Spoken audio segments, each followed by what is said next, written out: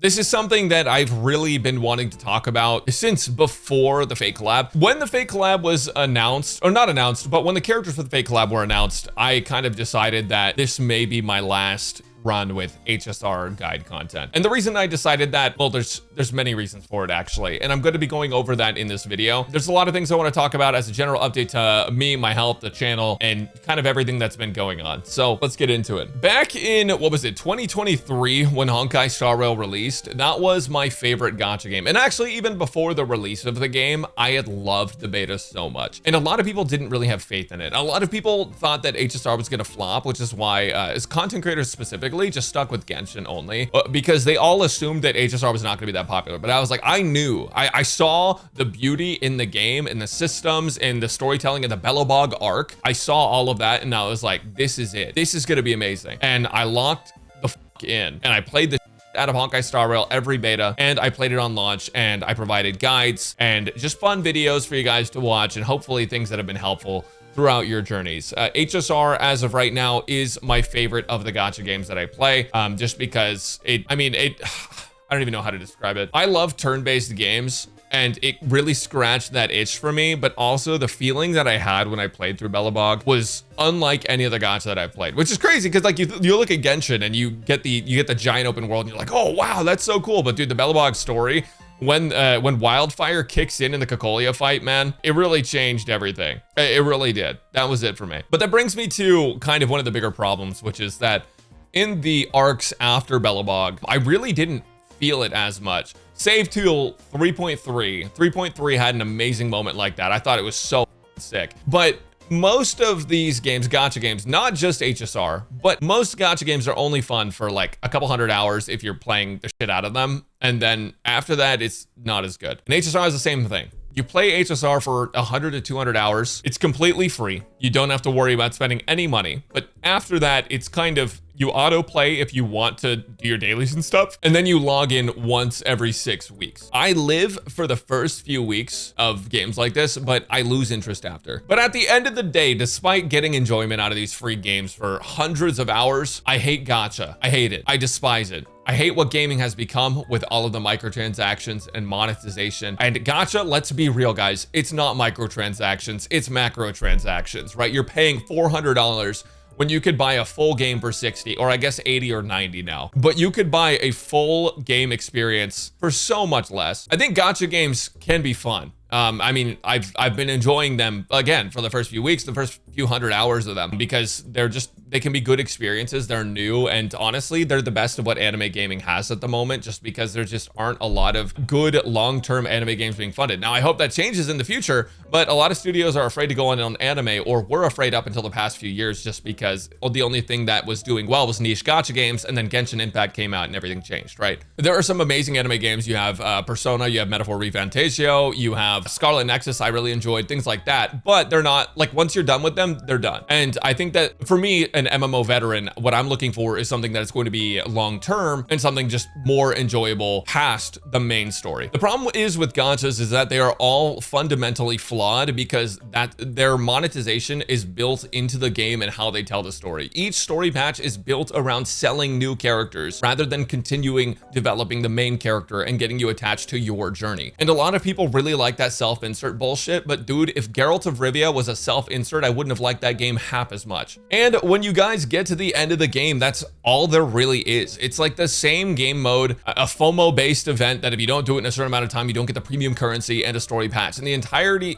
of the game is built around, can you get this character? If not, you swipe, or if not, you're free to play and you try to beat this hard content. And once you beat the hard content, you never have to do anything different. You just redo it over and over, or they inflate the HP and then you have to pull the new units, and it's not fun. Like, I don't enjoy it anymore. I enjoy HSR, but I don't enjoy the gameplay loop of gacha games. They drive me fucking crazy, and we haven't had anything new and innovative in a long time. I mean, it's been 2 years, right, since HSR came out. And because that game isn't Genshin Impact, you run out of stuff to do after about 1 year, maybe even less, right? But more importantly, guys, than my disdain for gachas or the gacha gameplay loop, once you've been playing for a long time, I just miss playing real games. I have not played Clair Obscur yet. It's been sitting in my library untouched. Oh, I've played an hour of the Oblivion remaster. I never got to play Oblivion when I was younger. That was something that I was always looking forward to when they eventually would remaster it. I started with Skyrim in the Elder Scrolls series. All my friends said Oblivion was amazing, and I was like, oh my God, they remastered it. I'm so excited to try it. And then I've played like an hour of it. I haven't gotten to do much. I never got to play Metaphor ReFantasia. Like everyone says that game is amazing. I haven't actually got to play it.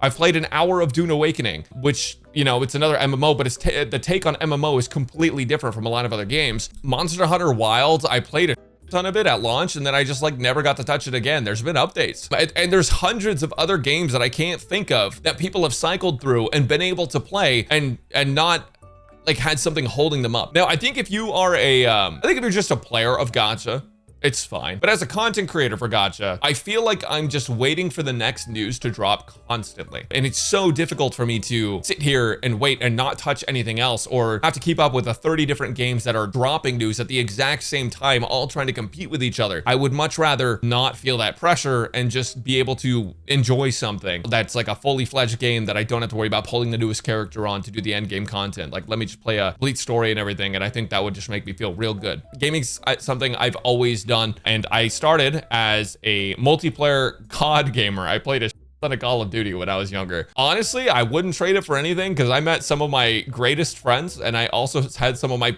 most fun experiences on that game. Would I play COD now? No, absolutely not. But that's a different topic entirely. The thing is, like, after my COD arc, I went on single player arc, and I discovered the beauty that is single player games that have complete stories, that have good narratives, that have main characters that are not self-inserts. And that's something that I really miss being able to enjoy. The gacha patch cycle lets you create new content every patch as a live service, which is one advantage it has for content creators. But for me, it also is a bit of a prison. It's a bit of a trap, right? Because everyone would kill to have a YouTuber job. I love making YouTube videos, but it also is the same thing that prevents you from doing the things that you want to do, is you have to confine to the schedule of the gacha game. And most people don't like that.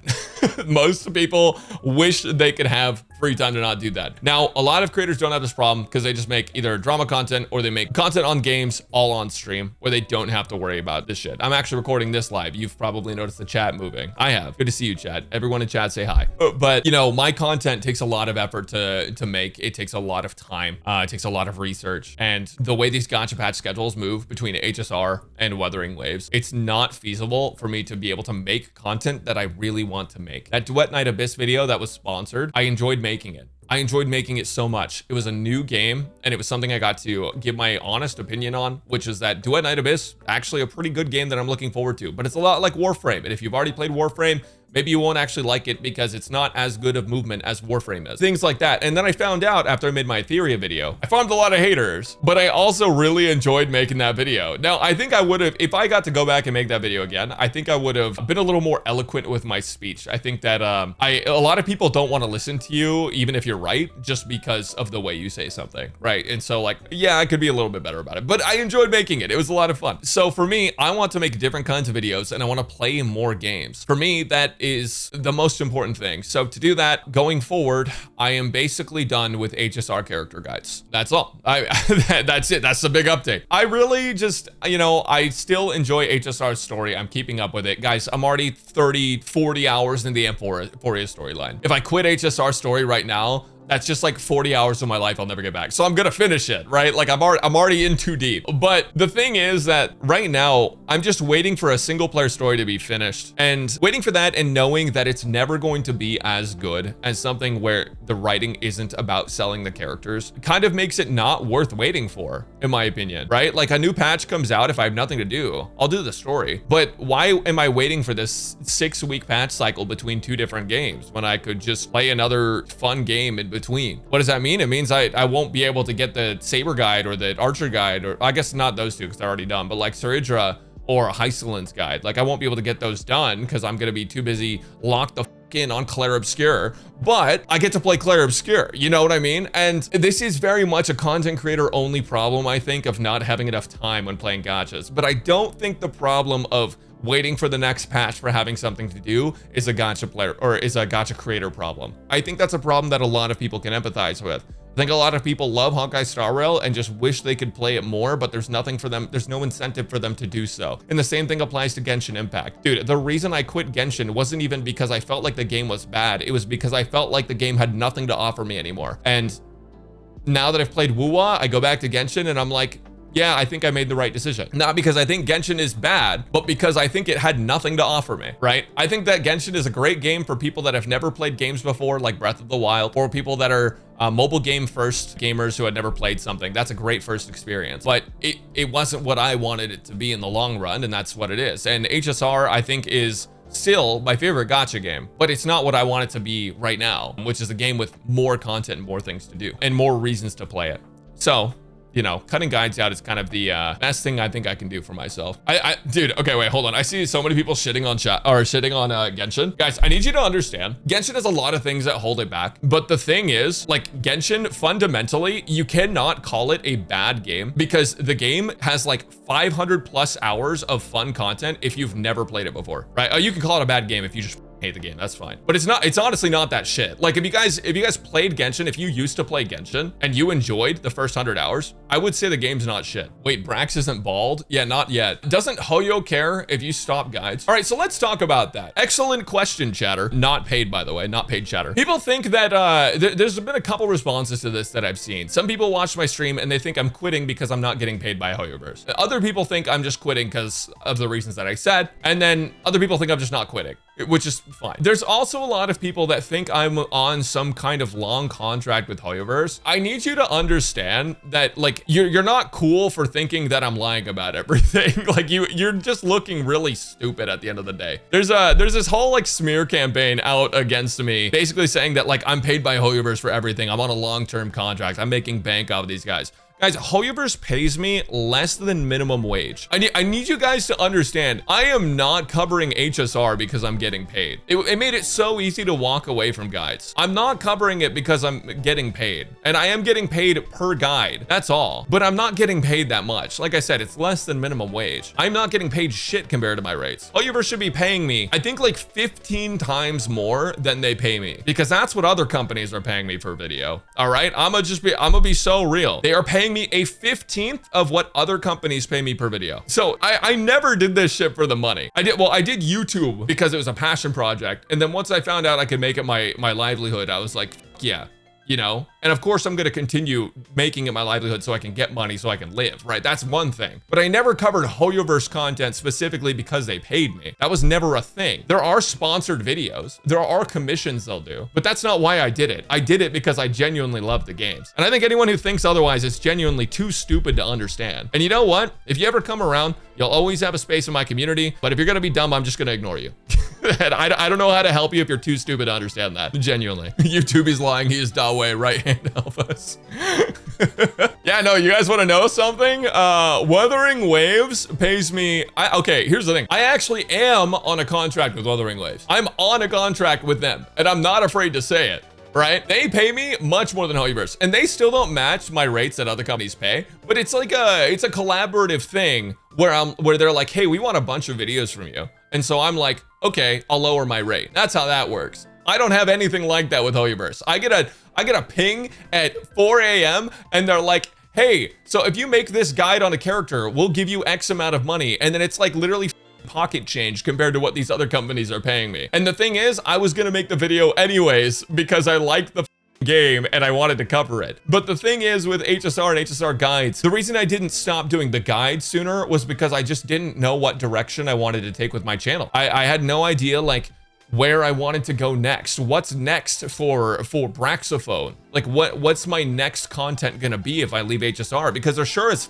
are no other interesting gacha games out right now that I'm interested in, at least. You guys already know how I feel about Etheria Restart. Right now, I'm just in the waiting room for other gachas, but I also want to play other games and reclaim that for myself. Make Uma Musume guides. You're so right. Dude, actually the views on Uma Musume is crazy. Have you guys seen the Uma Musume views? I think that someone got like almost 1 million views on a guide already. What the next Genshin Impact. This shit is the HoYoverse killer. That horse game is going to be the reason everyone quits all HoYoverse games. Anyways, I think I got quite sidetracked here, but the TLDR of the HoYoverse contract thing is if you're dumb enough to think that I'm on some kind of contract and that's why I didn't leave until now and that the contract's just ending, if you're dumb enough to think that I made that Etheria Restart video because I was paid by another company to do a hit video, if you're dumb enough to think that my opinions aren't my own opinions, dude, I don't even know what to say. Like, go back to school or something.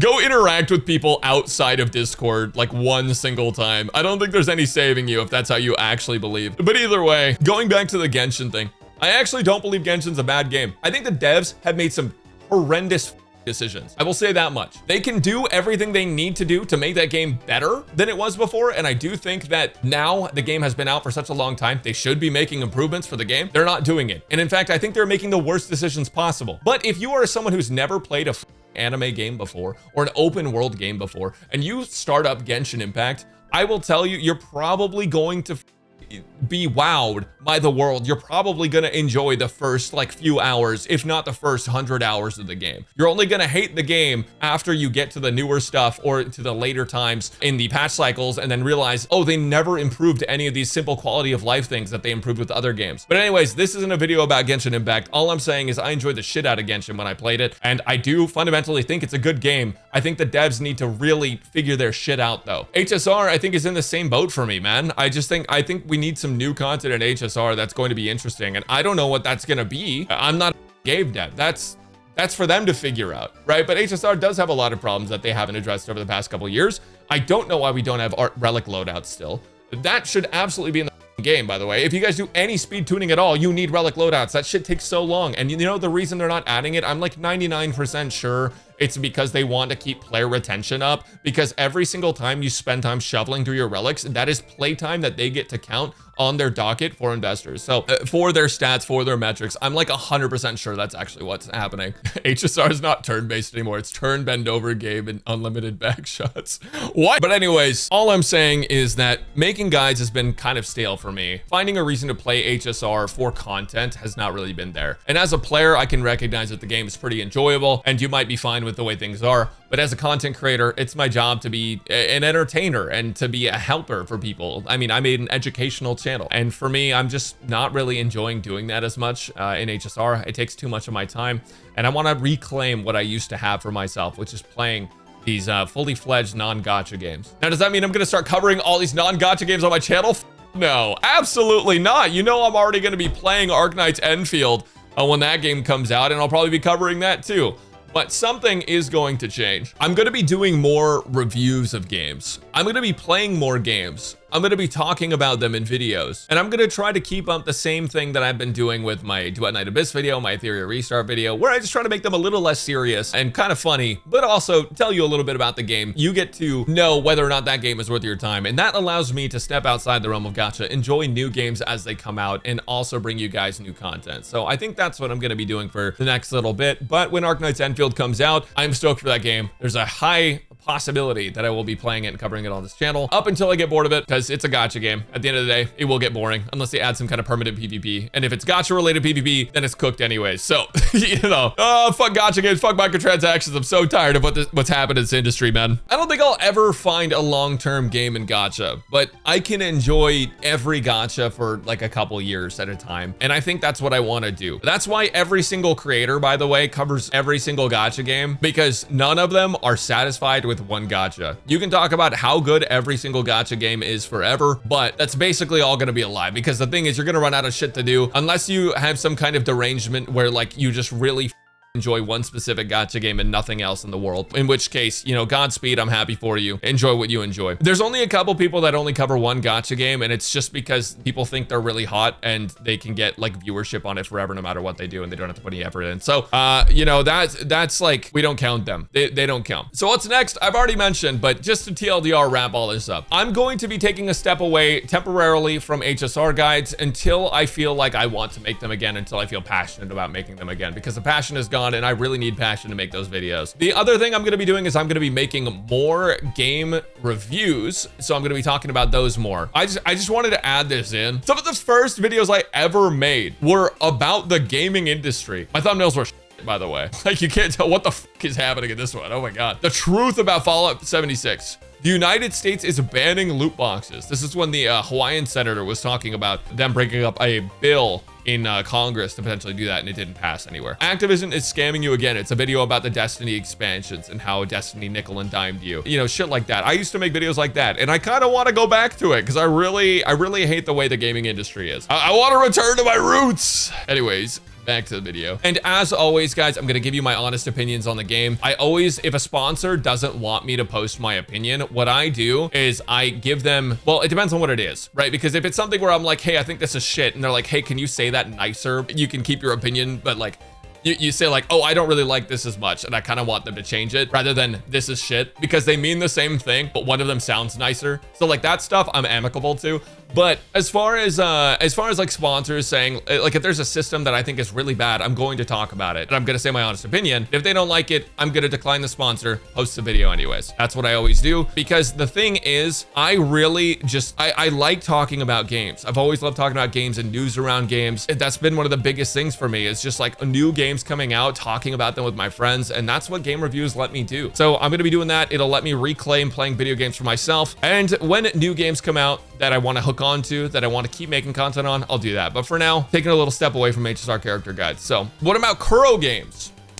Excellent question, chatter. That wait, did someone say that in chat? Can someone say that in chat? Yo, what about Kuro Games? Wow, thank you for asking, chat. Wow.